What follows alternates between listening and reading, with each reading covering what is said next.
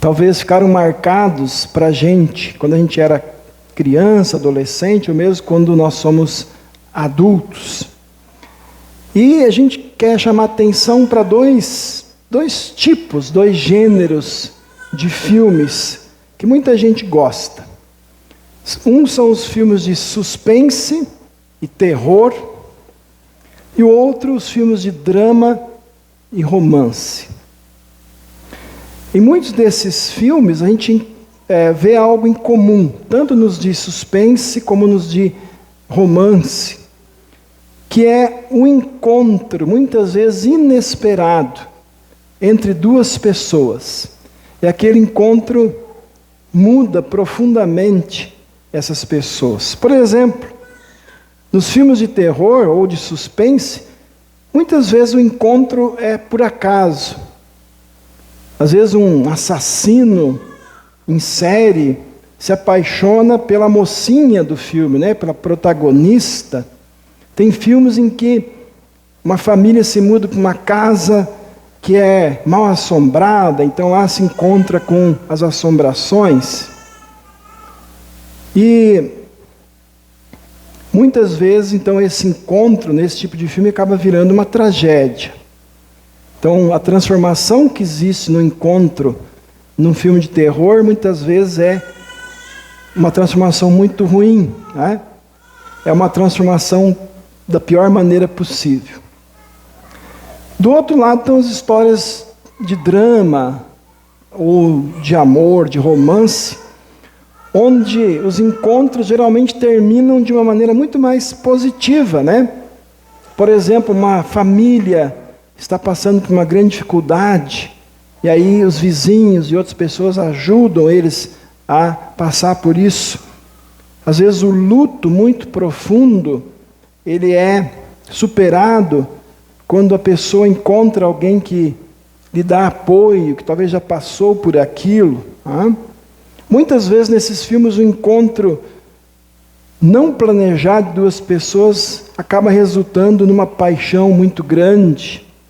E aí muitos filmes terminam, né, igual aqueles contos, né? Viveram felizes para sempre. Então, nos filmes de drama, de romance, os encontros também produzem transformação, mas geralmente dão um resultado feliz, né? E é legal, muitas vezes a gente, depois do filme, dormir, né, com aquele resultado positivo, né, que o filme trouxe. Quem sabe a gente até sonha com aquilo. Bom, no culto de hoje, a gente também está falando de encontros e conversas. A gente viu na leitura do Antigo Testamento o encontro de Naamã com aquela jovem, e no Novo Testamento o encontro de Jesus com aquela mulher. E são encontros também que causaram transformação na vida de algumas pessoas. E esses encontros querem fazer a gente pensar um pouquinho hoje também sobre a nossa vida, o nosso encontro com Deus, e como Deus quer usar a gente para fazer outras pessoas terem um encontro com Jesus. Então, lembrando de novo, né, lá no Antigo Testamento, tinha o Naamã, naquela leitura de hoje, um comandante de um exército.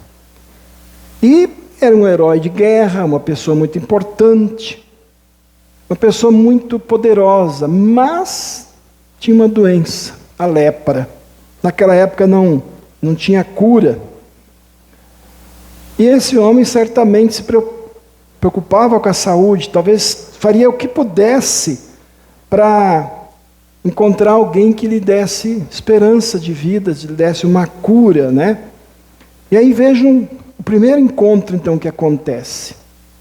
Uma jovem trabalhava na casa desse comandante, foi parar lá por quê? Veja como Deus faz as coisas. Ela era uma prisioneira de guerra. Trabalhava lá, então, quase como uma escrava. E ela podia ter ficado bem quietinha. Ela podia pensar assim, deixa que esse cara morra.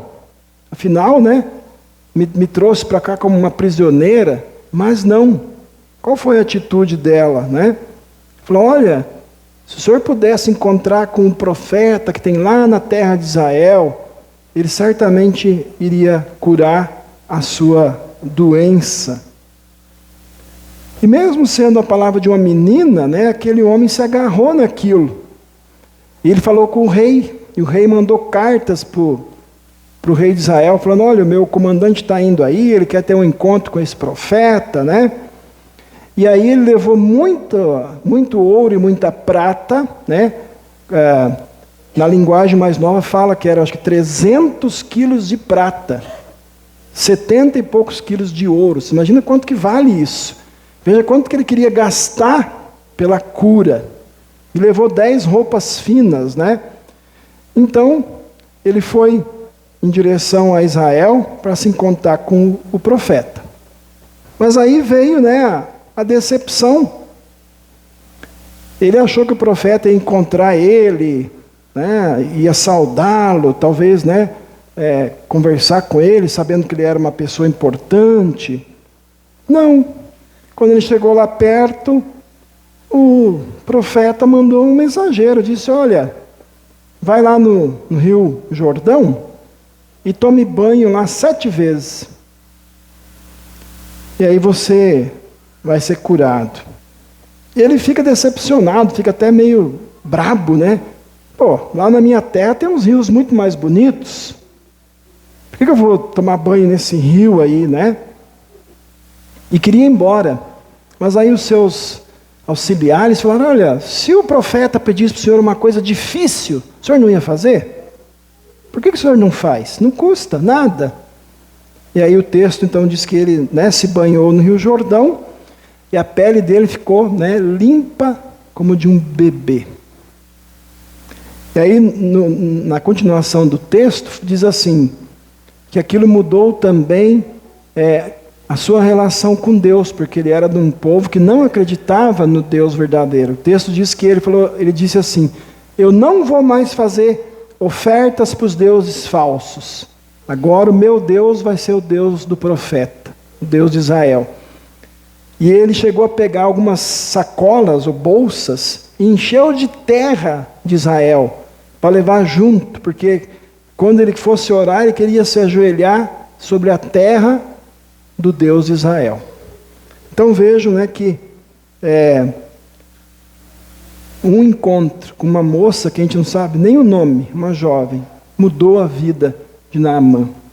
A outra história nós conhecemos bem, né?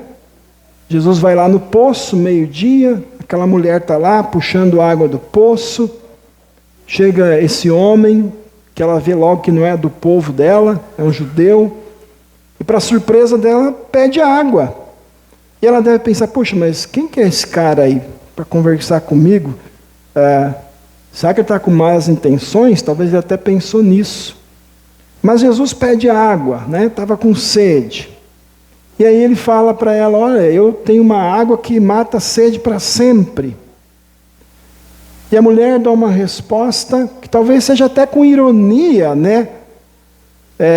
Ela fala, puxa, então me dá dessa água, né? Porque daí eu não preciso nunca mais vir aqui buscar água.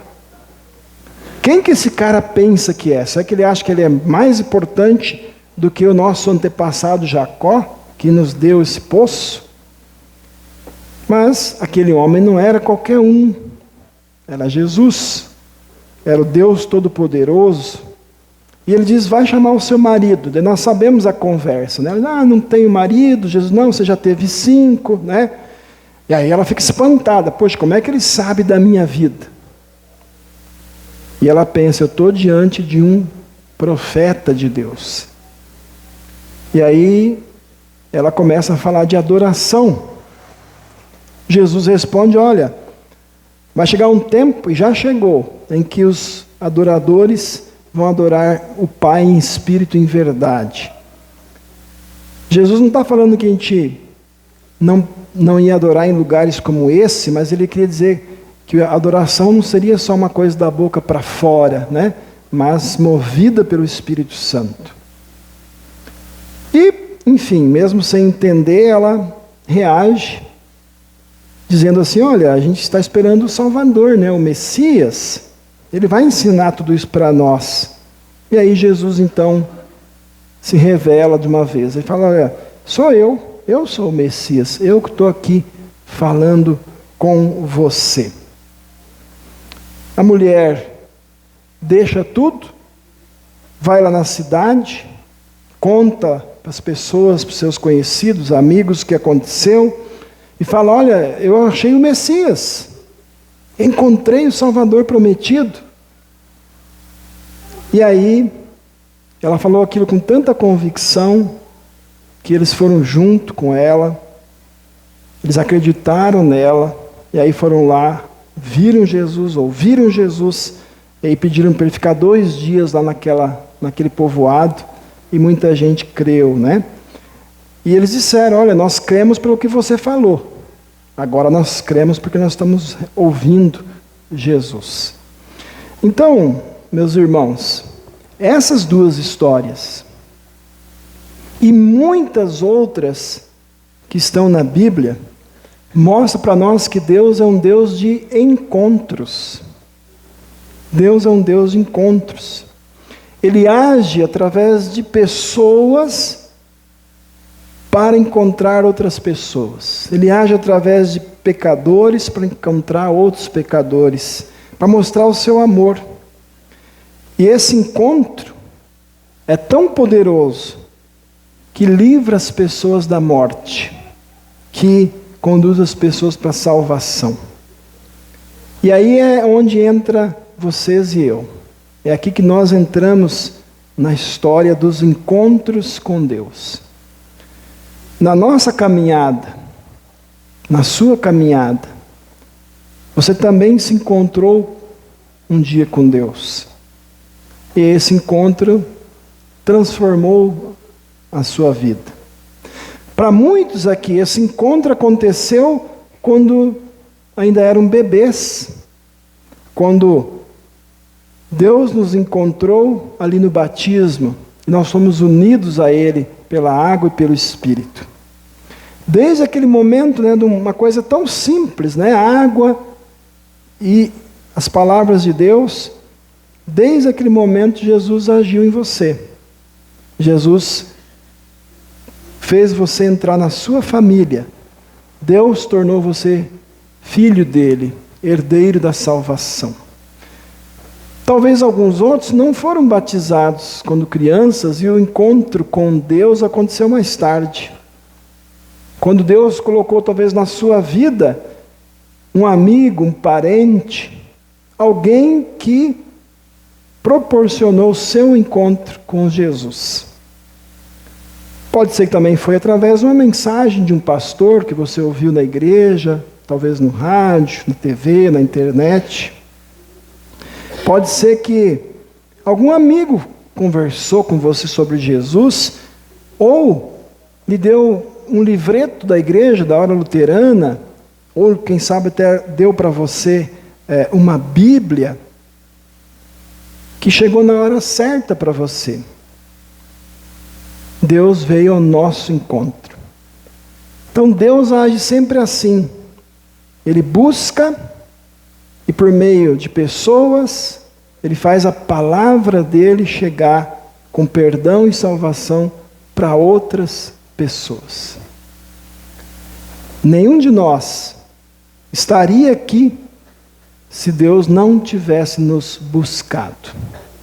Se Ele não tivesse feito alguém trazer Jesus para nós.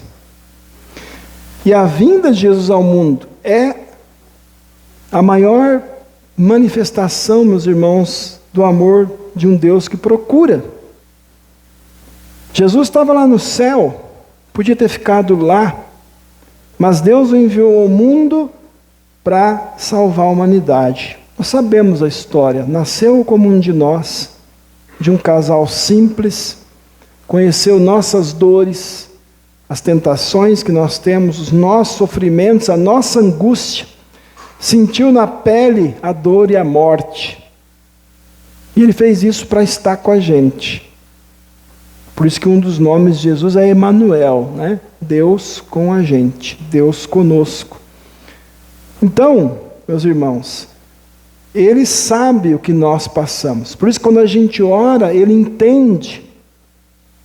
E Ele estende a salvação dEle para nós sempre de novo. Porque lá na cruz Ele assumiu o nosso lugar e ressuscitou para dar a todos que creem nele a salvação e a vida eterna. Deus nos encontrou e Ele continua encontrando a gente. É Ele que vem a nós sempre de novo. Nós, meus irmãos, se nós formos seguir a nossa vontade, o nosso eu, nós não vamos vir na igreja. Nós não vamos ler a Bíblia. Nós não vamos orar. Porque o nosso eu pecador não quer nada disso. Jesus continua nos encontrando. E o seu Espírito continua nos motivando a vir aqui ter um encontro especial com Ele. E Ele diz que Ele vai estar com a gente. Todos os dias até Ele voltar. Não só aqui na igreja.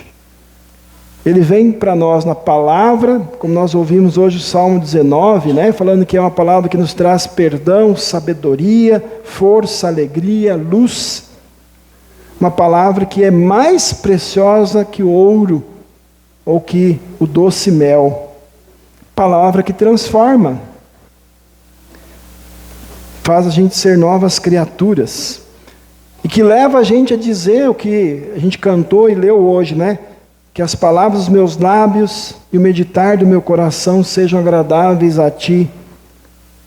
Sejam agradáveis na Tua presença, Senhor Deus, minha rocha e meu defensor. Então nós somos um povo que foi encontrado, foi resgatado, foi acolhido no amor de Deus. E isso muda tudo. A nossa vida não é mais a mesma que era antes. E aí, de novo, Jesus quer colocar vocês e eu nessa história de mais uma forma.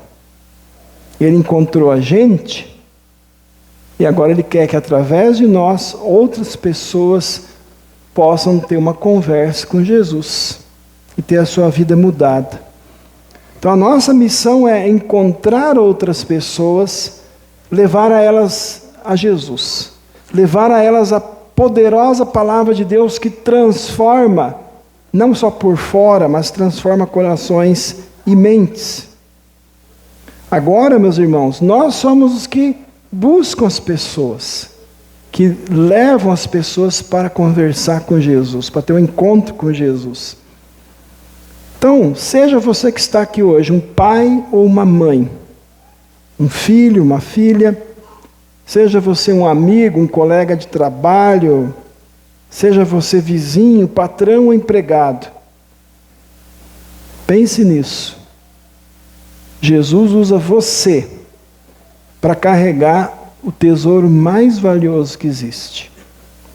O tesouro da salvação para o seu próximo.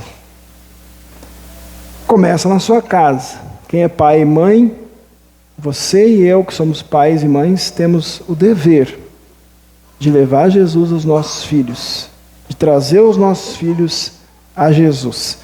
E como é que a gente pode testemunhar para as pessoas sobre a salvação? Bom, você pode conversar. Você pode orar com alguém. Você tem um vizinho, um amigo, alguém que está passando por uma dificuldade, aflição. Pergunte: posso orar com você? Posso orar por você? Eu lembro de uma história, não está aqui na mensagem, mas que para mim ficou marcada. Num livro sobre evangelismo, um pastor da nossa igreja lá dos Estados Unidos, ele falou assim que tinha uma senhora, é uma história real, uma senhora que tinha, tipo assim, crises de pânico, ela não saía de casa praticamente para nada, ela tinha medo de sair de casa. Mas ela era uma cristã fervorosa, e ela queria dar testemunho. E ela tinha uns vizinhos, um casal mais de idade, que ela via pela janela, né?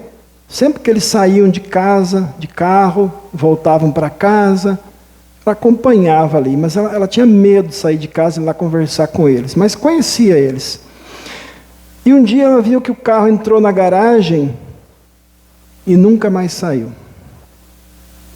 E ela ficou curiosa. Acabou o movimento ali.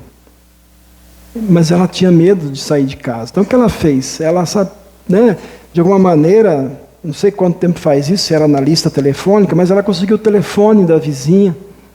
Ligou. Vizinha, o que aconteceu? Eu sempre vejo você, seu marido, sair de carro, voltar, sair, voltar, agora o carro não sai mais. Ah, meu marido, a última vez que ele saiu daqui foi para o hospital, e de lá ele já foi para o cemitério, né? Meu marido morreu. E ela então, pelo telefone, começou a consolar aquela mulher. E isso motivou ela a criar coragem. Um dia ela saiu de casa, com alguns livretos com mensagens bíblicas, foi lá, enfiou debaixo da porta da vizinha e voltou correndo para casa, né? Então aquela vizinha, assim, pelo telefone, começou a ter na sua vida a palavra de Deus, né? É um exemplo que esse pastor dá de que mesmo quem é tímido, mesmo quem às vezes tem, né, uma fobia social, pode dar testemunho, pode aproximar pessoas de Jesus. Hoje mais ainda, né, com a internet, que a gente pode ter contato com tanta gente. Então, meus irmãos, como é que você pode levar pessoas a ter um encontro com Jesus? Você pode entregar um livreto, você pode conversar, você pode orar, você pode convidar a pessoa para vir aqui no culto, ou na reunião de servas e leigos, ou de jovens, nas atividades da igreja. Você pode compartilhar pela internet nossas mensagens, esse sermão aqui que a gente sempre grava, aquelas orações que eu mando todos os dias, outros textos e vídeos que os nossos pastores produzem. Você pode usar a internet também, então, para promover encontros entre Jesus e as pessoas. E aí vem a Hora Luterana. A Hora Luterana já está há 79 anos ajudando a nossa igreja a levar Cristo para os brasileiros. Começou em 1947, com programas em rádio, lá no Rio de Janeiro. Tinha também cursos bíblicos por correspondência, e hoje ela ainda continua produzindo livretos, vídeos, vários materiais que a gente pode usar, que a gente pode compartilhar pessoalmente ou na internet, né? E tem um site de aconselhamento muito bom.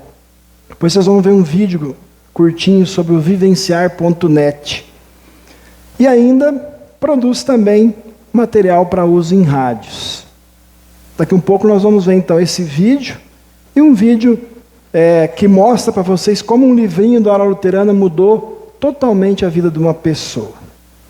Eu quero ainda, antes de terminar, falar para vocês de 3 livrinhos da Hora Luterana que ajudam a gente a conversar com as pessoas sobre Jesus.